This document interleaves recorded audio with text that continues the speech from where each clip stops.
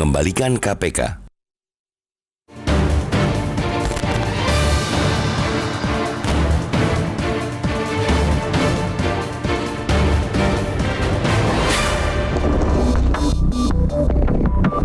Lembaga bernama Komisi Pemberantasan Korupsi atau KPK pernah punya cerita indah.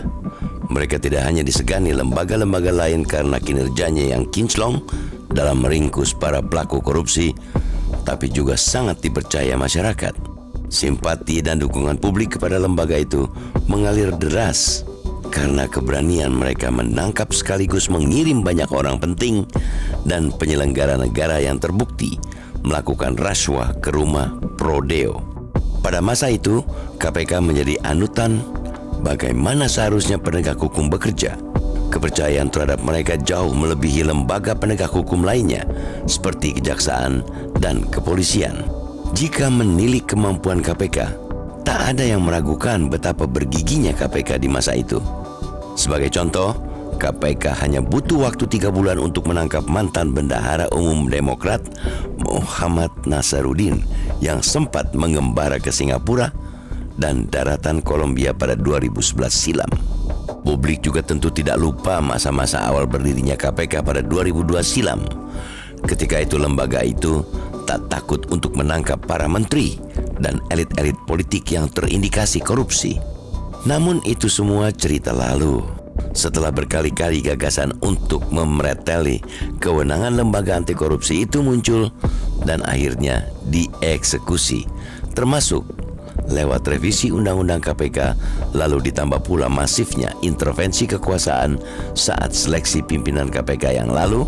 Harus diakui, dalam 5 tahun terakhir ini mereka tak lagi punya kegarangan dan keberanian yang sama.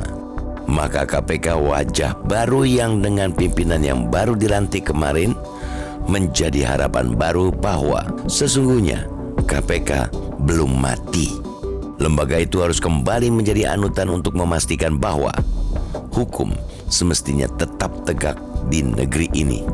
Terus pimpinan baru KPK yang dikomandani Setio Budianto tidaklah ringan. Mereka mesti mengembalikan lagi kepercayaan masyarakat kepada lembaga anti rasuah yang kini boleh dikatakan tengah rontok. Namun harapan mesti tetap digantungkan. Apalagi Setio bukan orang baru di KPK, dia adalah direktur penyidikan di kepemimpinan KPK periode lalu. Bicara melihat rekam jejaknya, tak ada yang meragukan kemampuan Setio membongkar sebuah kasus.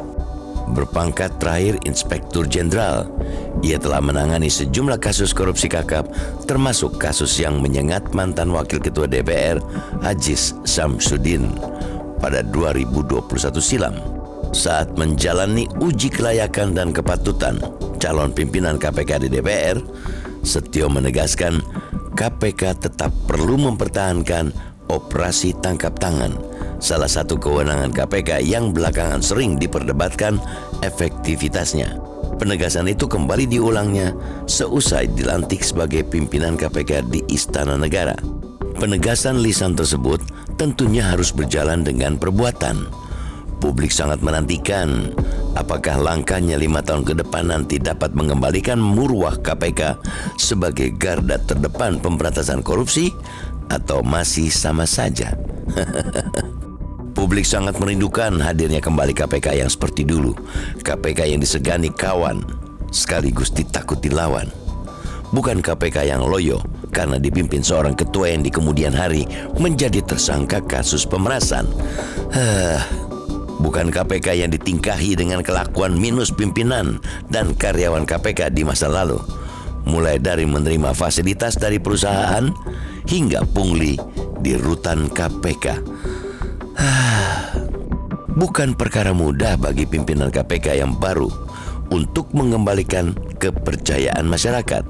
Konsolidasi internal perlu segera dikebut untuk mengembalikan roda KPK yang selama sekian tahun dijalankan dan dipimpin dengan cara-cara yang tidak proper pun tidak prudent. Sebagai lembaga yang mengedepankan integritas, KPK harus memastikan diri bebas dari berbagai kepentingan politik. Hal yang tak mudah tentunya, tetapi hal itu yang justru jadi dasar berdirinya lembaga ini. KPK yang baru harus benar-benar menomorsatukan kepentingan hukum. Jika tak sanggup, silakan segera mengundurkan diri mumpung belum lama dilantik.